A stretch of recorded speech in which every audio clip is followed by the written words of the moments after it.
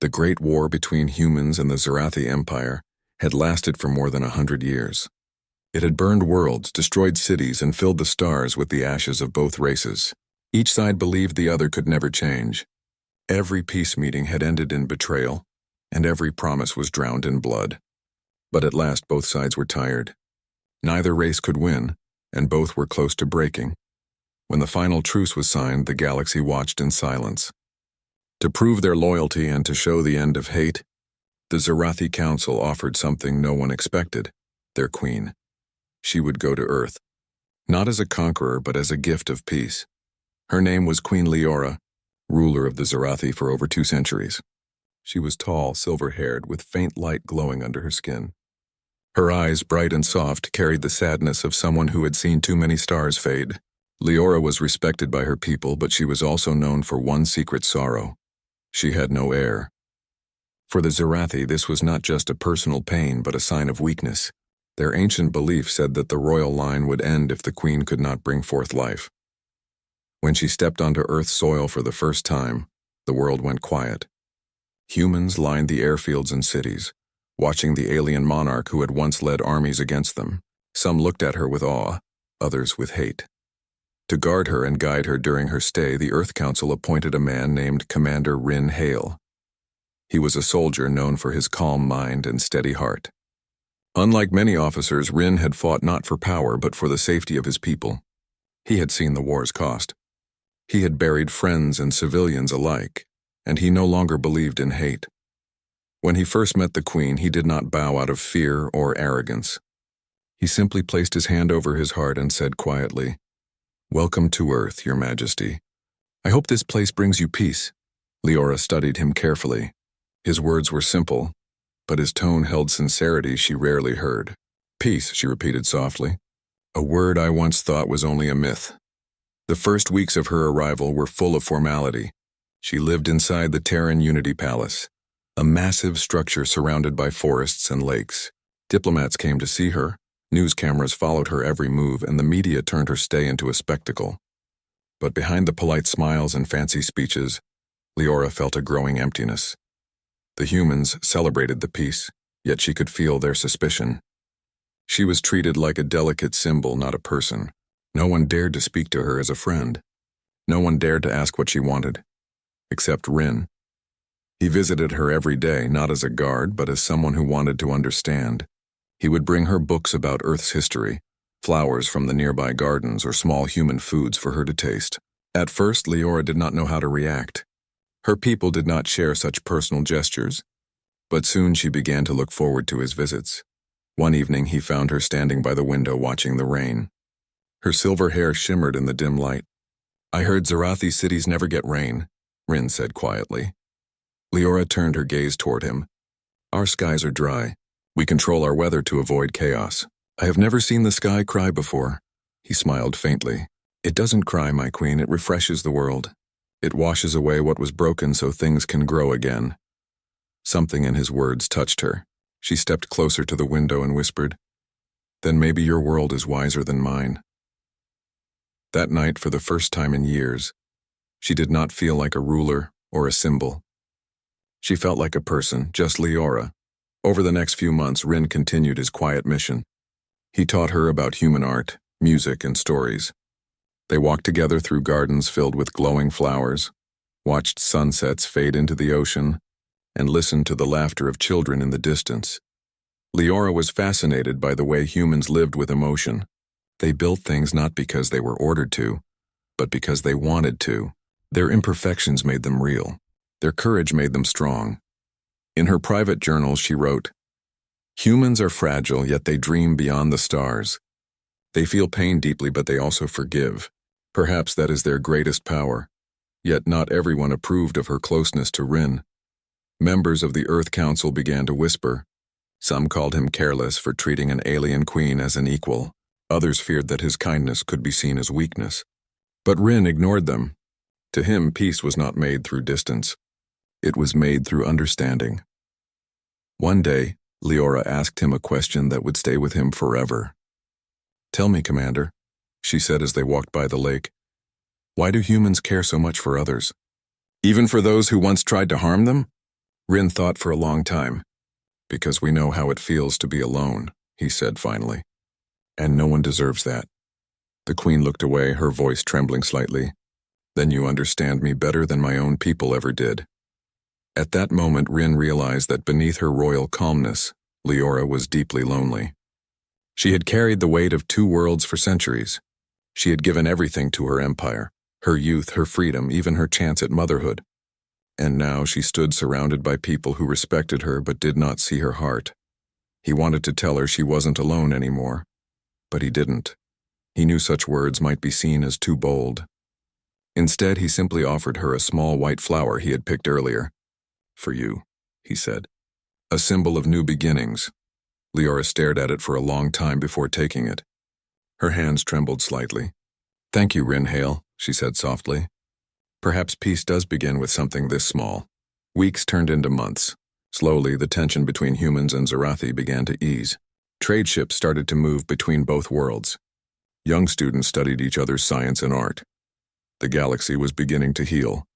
Yet within the palace, something even more important was changing. The queen's sadness began to fade. Her laughter became warmer. Even her energy aura, once dim and pale, began to glow stronger. The palace servants whispered among themselves, "The queen seems younger." But what no one knew was how deeply her connection with Rin had grown. It was not spoken or shown. It lived quietly in their hearts. Every word they shared, every look they exchanged, carried an invisible warmth neither could name. One evening, during a private dinner, the queen spoke gently. Rin, when the war ended, I believed my purpose was also over. I thought my people had given me a way to shame me. But here I have found something different, something alive. Rin looked up. You've given my world peace. That's not shame, Leora. That's honor. She smiled faintly. Perhaps. But sometimes I think peace is not given. It is discovered like a hidden melody that was always there, waiting for someone to listen. Her words stayed with him long after that night. Far beyond Earth. In the Zarathi Council chambers, the elders watched the queen's growing bond with her human guardian. Some were uneasy. They feared her heart was turning toward the humans. They did not understand that what was forming between her and Rin was not betrayal. It was hope. In their eyes, she had become too human. In truth, she had simply begun to understand what humanity meant. And while the council plotted and whispered on Earth, the stars above the palace shimmered brighter than usual. The galaxy, tired of endless battles, held its breath, because something extraordinary was about to happen, something that would change the fate of both races forever. The days on Earth turned into months, and the uneasy peace between humans and Zarathi began to grow stronger. Trade ships started to move through the void again, carrying food, metals, and technology that had once been used for war. Schools and research stations now welcomed both species. For the first time in living memory, the galaxy seemed calm. But inside the quiet walls of the Terran Unity Palace, something deeper was happening. Queen Leora had begun to change, not in appearance alone, but in spirit. The woman who once walked like a statue of light now moved with gentle ease. The grief that had clouded her eyes had faded, replaced by curiosity and warmth, and all of it had begun because of Commander Rin Hale. He still served as her official guardian and advisor, but everyone in the palace could sense the silent bond that had grown between them. He treated her not as a ruler or an alien, but as a friend, someone who deserved kindness, not worship or fear. A day in the gardens. One sunny morning, Rin found Leora standing near the palace gardens. The wind blew softly through the tall grass, and the distant hum of human aircraft filled the sky. Leora's silver hair glowed faintly in the sunlight, and she seemed lost in thought. Rin approached quietly. You like this place, he said. Leora smiled. Yes, it feels alive. On my world, the plants are grown by machines. They do not move on their own. Here they dance with the wind. Rin picked up a leaf and turned it in his fingers. That's what makes them strong. They grow by adapting, just like people do. Leora looked at him, her eyes shining with quiet admiration. Your people are strange, Commander. You find beauty in small, imperfect things, he chuckled. We have to. Life is too short not to notice what's beautiful. Her smile softened. On my world, we are taught that perfection is everything. But maybe perfection is not life. It is emptiness. They walked together along the garden paths, talking about both their worlds. Rin told her about human stories, old legends, and poems written by people who dreamed of peace long before it came. Leora listened closely, her heart filling with something she had never felt before. A peaceful joy, born from connection, learning humanity as time passed. Leora asked to see more of Earth.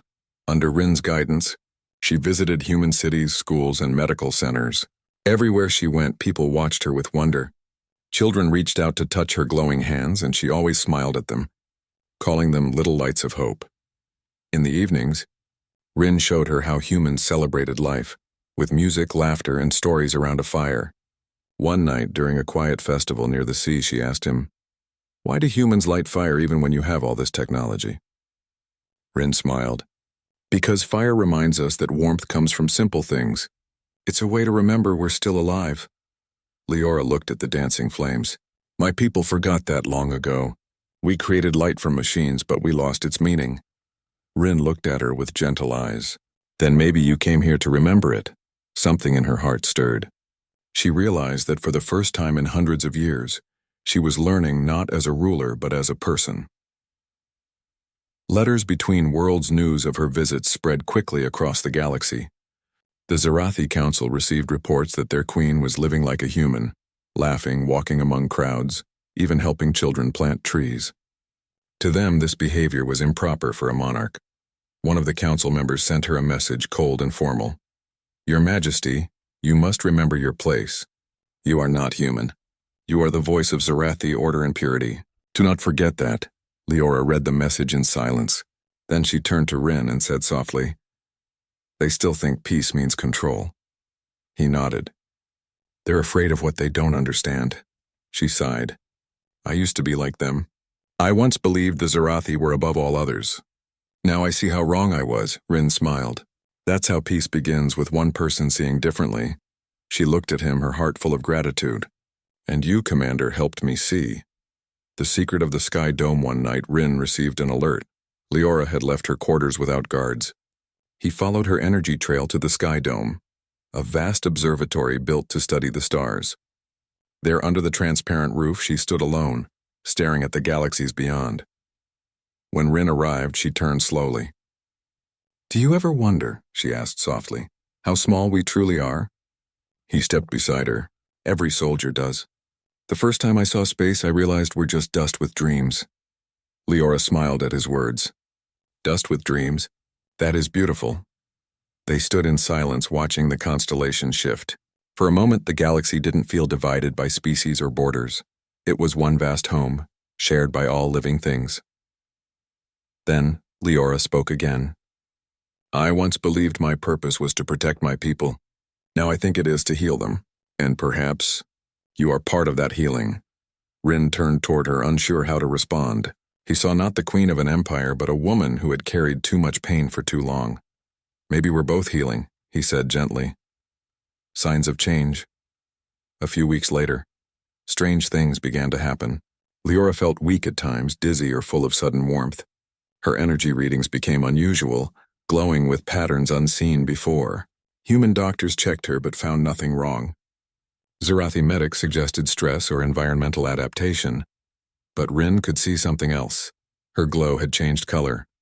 It was softer, golden instead of silver, and her presence seemed to carry warmth that even humans could feel when she entered a room. One evening, she fainted while watching the sunset. Rin caught her before she hit the ground. Her skin shimmered with waves of light, and when she opened her eyes, she whispered, "I feel life inside me." Rin froze. "Life? What do you mean?" "I don't know," she said weakly. "It feels like energy moving within me. But different, gentle, growing." He called for medical help.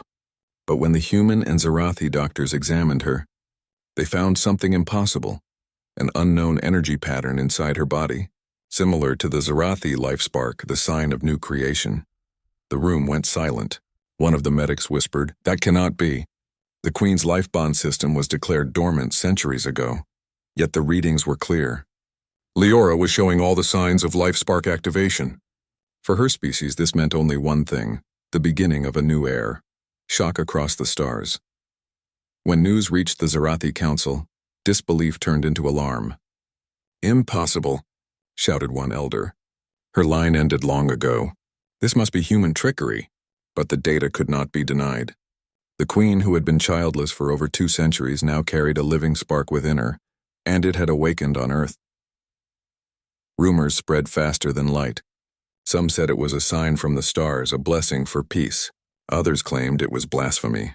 On human networks, people called it the miracle of the 2 worlds. Meanwhile, Rin stayed by her side, refusing to leave. He watched as she struggled with confusion and fear. "Why is this happening to me?" she asked one night, her voice trembling. Rin placed a hand on her shoulder.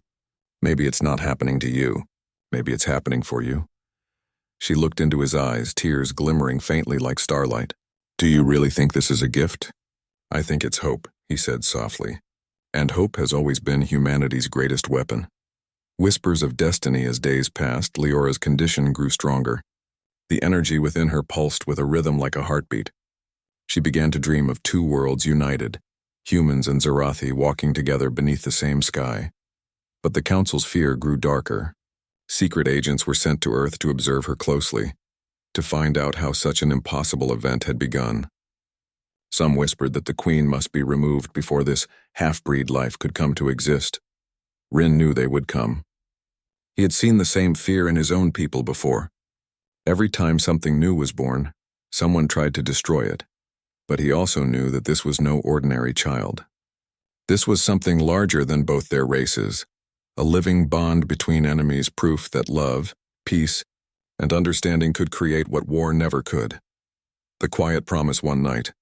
As she rested, Leora whispered to Rin, "If I do not survive this, promise me one thing." Rin frowned. "Don't say that. Promise me," she said gently. "Promise you will protect whatever comes after me. It must live even if I cannot." Rin's voice was firm. "You're not going anywhere, Leora. You're stronger than you think."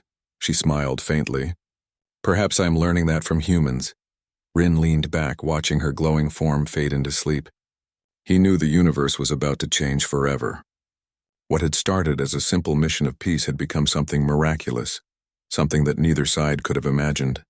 And somewhere in the distant stars, as the first lights of dawn touched the Earth, a new future began to stir. The world did not sleep that night. Across every star network, across every world, the same headline flashed again and again. "Queen Leora of the Zarathi shows signs of new life." For some it was hope. For others it was fear. On Earth, the Terran Unity Palace became the most guarded place in the galaxy. Human scientists, Zarathi medics, and security teams surrounded it day and night. Inside, the Queen rested under warm light, her silver glow now touched with soft gold. The life spark inside her was growing stronger with each hour. Commander Rin Hale stayed close to her. He refused to let anyone treat her like a lab experiment. Whenever new teams came in to study her, he made sure they showed respect. "She is not a machine," he said firmly. "She is our guest. Treat her like one." Many doctors were confused by the readings. The Zarathi believed that a life spark could only be formed through a perfect energy bond between 2 Zarathi beings. But this spark was different. Its energy pattern carried 2 frequencies, one Zarathi, one human. It should have been impossible. Yet it was happening. The confused Queen Leora sat quietly by the window of her chamber, staring at the garden below. The wind brushed her face, but she hardly felt it. Her mind was full of questions. When Rin entered, she turned to him, her eyes heavy with wonder and fear. "They say this is a miracle," she whispered. "But I don't understand it. How can I, a Zarathi, carry something that belongs to 2 worlds?" Rin walked closer and sat beside her. "Maybe the universe decided it was time for something new," he said softly. "Maybe it needed someone like you to make it happen." She smiled faintly. "You make it sound so simple." "It is simple," he replied. "You're alive. You have hope, and hope creates miracles." Leora looked down at her hands. They were glowing gently, a golden shimmer flowing through her veins. "When I was young, our priest said that the stars choose their own stories. Perhaps this is one of them." Rin nodded slowly. Maybe the stars finally decided to write a story of peace. The world reacts in the following days. Chaos spread across the galaxy. On Earth, people lit candles and sang songs, calling the unborn child the heir of peace. Some humans said it was the next step in evolution, a bridge between species. But far away on the Zarathi homeworld, the reaction was far colder. The Zarathi Council held secret meetings day and night. They could not accept that their queen was carrying a child with a human energy signature. To them, it was a threat to their purity, their traditions, and their power. One of the council elders, Lord Varric, spoke with anger. If the queen gives birth to this creature, it will end our empire. The humans will call it their victory. We must stop it. Another elder, Terran, tried to reason with him. But it is still her child. It carries our light. It could unite both races. Varric slammed his hand on the table. Or destroy us all. You forget, Terran, humans are not like us. They are emotional. Unpredictable. We cannot let them control our future.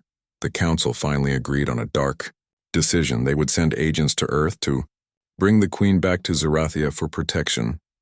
In truth, it was to control or even end the life inside her before it could be born. Tension at the palace back on Earth. Rin began to notice small signs of danger. Some of the new guards didn't carry human equipment. Their armor bore faint Zarathi symbols. Drones started flying near the palace without permission. Communication lines were sometimes cut for a few seconds, just long enough to suggest interference. Rin's instincts told him the truth before anyone confirmed it. The council was already making its move. He went to the queen immediately. Leora, we need to prepare. The council won't let this happen. They'll come for you. Her eyes widened. You think my own people would harm me? I think they're afraid, Rin said. And fear makes people do terrible things. Leora stood up slowly, her glow dimming for a moment. I am their queen. If they come, I will speak to them. Rin shook his head. They won't come to talk. They'll come to take. She looked away, struggling to believe it. But deep inside, she knew he was right. That night, Rin began to make plans. He ordered a small medical ship to be kept ready at all times. He rerouted security drones, coded the gates to his own access, and transferred the Queen's monitoring data into his private channel. To the palace staff, it looked like routine protection. But in truth, Rin was preparing for an escape. The growing life, meanwhile, the life within Leora continued to grow stronger. The Zarathi doctors had no name for it, so humans called it simply the spark. Its light was visible even through Leora's skin when she rested. It pulsed softly, like a heartbeat made of stars. Leora often spoke to it when she was alone. Little one, she whispered, you are not supposed to exist, but here you are. You are my light in the dark. Sometimes, Rin would see her through the glass wall, sitting in silence, her hands over her stomach, her eyes glowing faintly as if listening to a distant song. When he entered one evening, she smiled weakly. It feels strange, Rin. I can sense emotions that are not my own. Happiness, warmth, and peace. He looked at her in awe. That's the most human thing I've ever heard. She laughed softly. Perhaps your people have rubbed off on me, he smiled. Or maybe we've just reminded you what it means to live.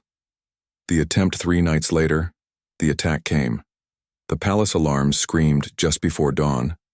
Unknown crafts descended through Earth's orbit, masked by stealth fields. They bore the insignia of the Zarathi military. Rin was already awake when it happened. He ran to the Queen's quarters, shouting orders. Get her to the transport hangar, move! Explosions shook the outer walls as black-armored Zarathi agents stormed the compound. They moved with precision, fast, silent, deadly. Leora stood firm, her glow brightening. They will not hurt me. They are my people. Rin grabbed her arm. They don't answer to you anymore. They answer to fear. He guided her through a hidden tunnel that led to the medical ship he had prepared earlier. His soldiers bought them time fighting in the corridors. As they ran, the Queen looked back and whispered, I never wanted this. Rin answered, Neither did I. But sometimes peace must be protected, even from those who don't understand it. When they reached the ship, he sealed the hatch and launched into the night sky. Below them, the palace burned. Above them, the stars shimmered silently, witnesses to a new chapter of history. The sanctuary on the moon. The small ship carried them to a hidden base on Earth's moon, an old research outpost built before the war. It was quiet and remote, protected by old shields that still worked. Here, under the silver light of space, Leora finally rested. The medics confirmed what Rin already suspected. The spark within her was stable. It was growing fast, faster than a normal Zarathi life spark. But the Queen's body was changing too. Her skin carried a new pattern of light, almost human-like, and her energy waves harmonized perfectly with Earth's atmosphere. "Your body is adapting," one medic said in awe. "It's blending two forms of life." Rin watched silently. Knowing this was more than a biological miracle, it was proof that life could overcome every boundary. That night, he found Leora standing outside the base dome, gazing at the distant blue planet, her glow reflected in the glass. "Do you think they will stop hunting us?" she asked quietly. "No," he said. "Not yet.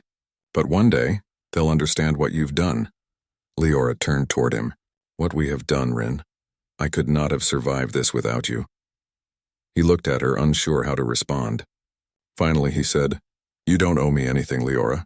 You've given this galaxy something none of us could. Hope." She smiled, tears glimmering in her eyes. "Then let us protect that hope. For as long as we live," the silent oath weeks passed. No one knew where the Queen had gone. The Council sent ships, searched star systems, and blamed humans for abducting her. But Earth remained silent. Inside the moon base, Rin and Leora built a quiet routine. She grew weaker at times, but the glow of life within her stayed strong. Sometimes she would rest with her hand over her stomach, whispering lullabies in her ancient Zarathi tongue. One evening, as the moonlight poured through the window, she said softly, "When this child is born, it will belong to both worlds. I want it to know love, not war." Rin nodded. "Then we'll make sure of that. I promise you, Leora, no one will ever hurt this child." She looked at him, her voice full of trust. "You always keep your promises." Outside, the stars shimmered gently. The galaxy was still full of danger, but within that hidden base, a miracle was taking shape.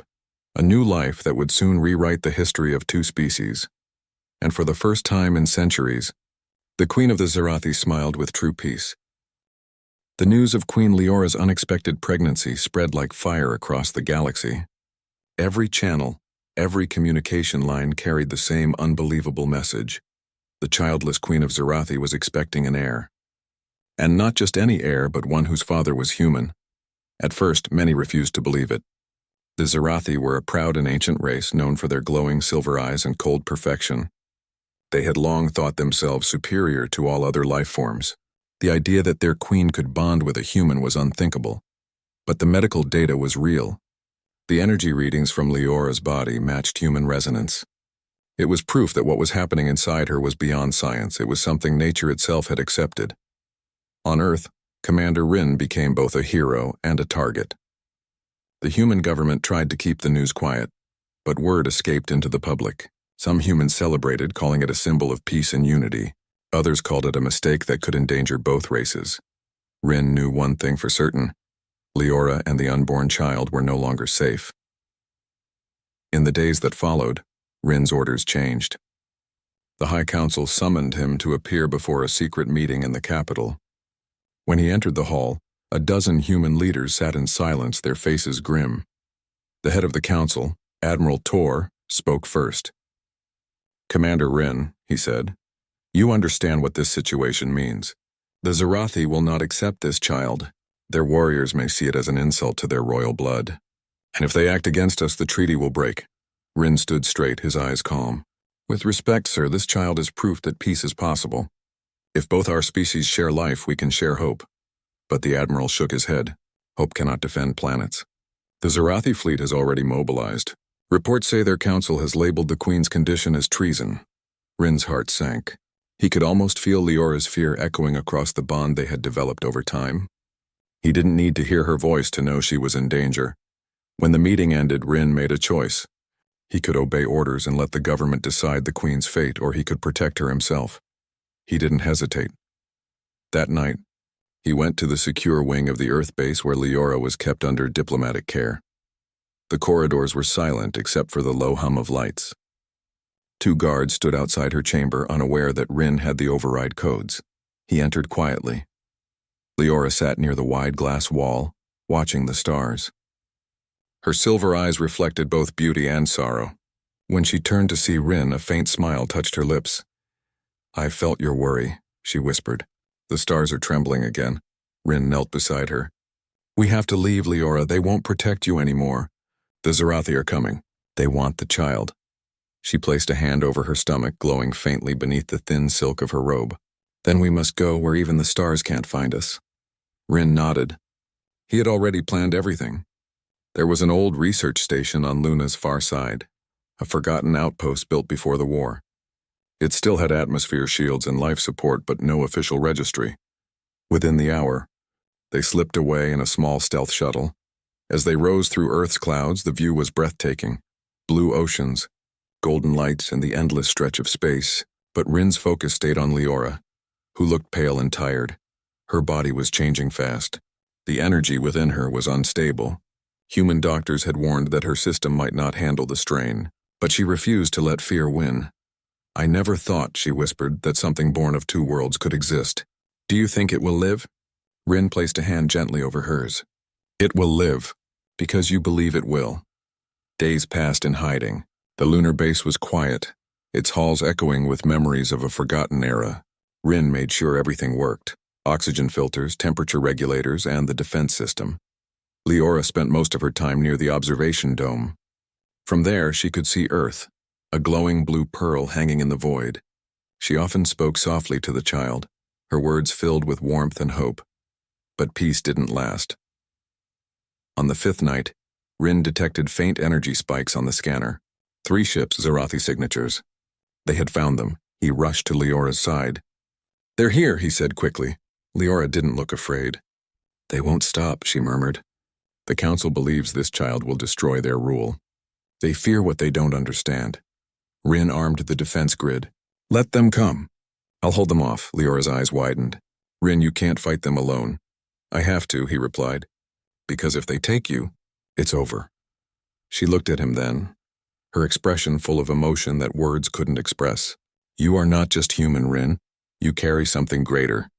You carry choice. That's what makes your kind strong, he smiled faintly. Then let's make that choice count. Moments later, the first Zarathi dropships landed on the lunar surface. Their sleek black hulls shimmered under the distant light of the sun.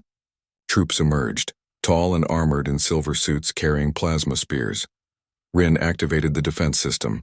Automated cannons came online and energy shields rippled across the base. The first shots fired, lighting up the gray surface in bursts of blue fire. Inside, alarms blared.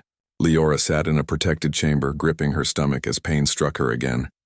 The energy inside her was flaring wildly.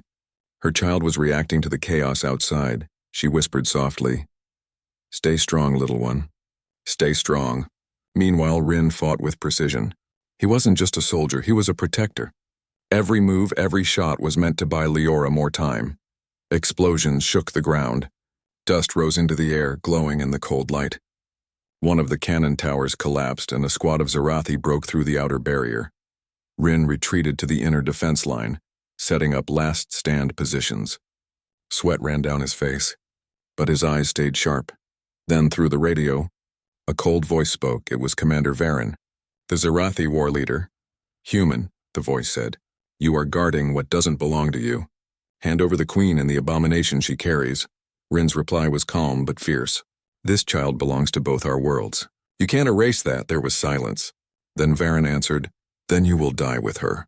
As the battle raged outside, Leora fell to her knees. The pain had grown stronger, too strong to ignore. She felt as if her body was tearing apart, yet within that pain there was life. She knew the moment had come. The energy in the room glowed brighter, filling the walls with a silver-blue light. Her hands trembled, her breath quickened, and tears slid down her cheeks. At the same time, Rin stood on the last defense line, firing his weapon until it overheated. His armor was damaged, but he refused to back down. He could hear her cries echo through the communicator, and somehow they gave him strength. He shouted, "Hold on, Leora. I'm here." Then the light from her chamber spread across the entire base, so bright that even the attackers paused. For a moment, all sound stopped. And in that silence, the miracle reached its peak. When the light faded, Leora lay exhausted but peaceful. In her arms was a small being glowing softly, breathing gently, a child of two worlds. Rin rushed in, falling to his knees beside her. His voice trembled. "Is it?" Leora smiled weakly. "Yes, our child lives." Outside, the Zarathi soldiers lowered their weapons. The energy pulse from the birth had reached them. It was calm, pure, and full of life. For the first time in centuries, they felt peace instead of rage. Commander Barren stared at his scanner. The energy readings were unlike anything he'd seen before. He whispered, "It's balance." The Zarathi troops withdrew, their mission abandoned. The miracle child had changed everything. Rin looked down at Leora and the baby, his heart heavy with relief. "It's over," he said softly. She nodded, tears of joy in her eyes. "No, Rin. It's just beginning." The universe seemed to hold its breath. Across the stars, the impossible had happened. The queen of the Zarathi, long thought childless, had given birth to a child whose very existence defied history. Inside the lunar base, Commander Rinhale stood watch as Queen Leora rested. Her body was still weak from the birth, but the glow of the newborn child filled the room with warmth and life. The baby, small and radiant, pulsed with a gentle light that blended human warmth and Zarathi brilliance. Rin knelt beside the queen, his hand hovering over the child. "It's beautiful," he whispered, awe in his voice. Leora reached out, her fingers brushing the baby's glowing cheek. "It is more than beautiful. It is hope." The child stirred, opening eyes that shimmered with a mixture of soft silver and gentle blue. For the first time, a being existed that symbolized both species, both worlds, and both hearts united in a single spark of life. A miracle that reached the stars. News of the child's birth could not be contained. Despite the secrecy of the lunar base, the event broadcast itself through the galaxy in ways no one expected. The child's energy pulse resonated across communication grids, signaling life in a pure, undeniable form. Human scientists and Zarathi observers alike were stunned. The energy patterns confirmed it. This child was not only alive but harmonizing the frequencies of two species simultaneously. The Zarathi Council, once hostile, was forced to acknowledge the truth. Some of their leaders still feared the child, but many could no longer deny the wonder. Even Lord Varric, who had planned to stop the birth, remained silent as he watched the readings. It is perfect," whispered one Zarathi elder. "It is not ours alone nor theirs alone. It is something greater." The first visit within weeks, the Zarathi Council sent a delegation to the moon, not to harm, but to witness the miracle firsthand. Their ships landed quietly, and their delegates entered the base with cautious reverence. Rin met them in the main chamber, standing tall and calm. "You have come," he said simply. The lead Zarathi, Terran, stepped forward. She looked at the child with wide eyes, her hands glowing faintly with reverence. "I never believed it could happen," she admitted. "A child, carrying the legacy of both humans and Zarathi. Our people, they feared this, but I see now." Leora, still weak but smiling, lifted the child for them to see. "Do not fear," she said softly. "This child carries peace, not war. Love, not power. If you allow it, the future can change." The room was silent. The baby's pulse, soft yet radiant, reached into the hearts of all present. Even the most hardened council members felt a stirring they could not explain. A step toward unity. Back on Earth, humans rejoiced in secret. Word of the child's existence inspired hope, even as official channels remained cautious. Soldiers and citizens alike whispered about the heir of two worlds. Children began drawing pictures of a glowing child who united stars and planets.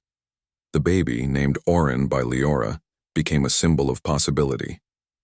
Even the media, careful to remain neutral, described the child as a miracle, a living proof that enemies could find common ground and that peace was not just a dream. On the moon, Rin and Leora watched as the first Zarathi delegation approached them with gestures of trust. They brought gifts, rare crystals, historical artifacts, and words of apology for the fear that had driven them. Orin lay between them, eyes wide, glowing faintly as if aware of the hope resting on its tiny shoulders. Leora whispered, "This is the beginning, little one. Your life will be the bridge we have longed for." Rin smiled, feeling a warmth that no weapon, no war, and no command could ever give. "And we'll protect it always." The councils change. Even the staunchest critics in the Zarathi Council could not ignore the truth. The child had survived against all odds. Its presence alone had halted aggression and caused even hardened warriors to pause. One council member, Varric, finally stepped forward. He looked at the baby, then at Leora and Rin.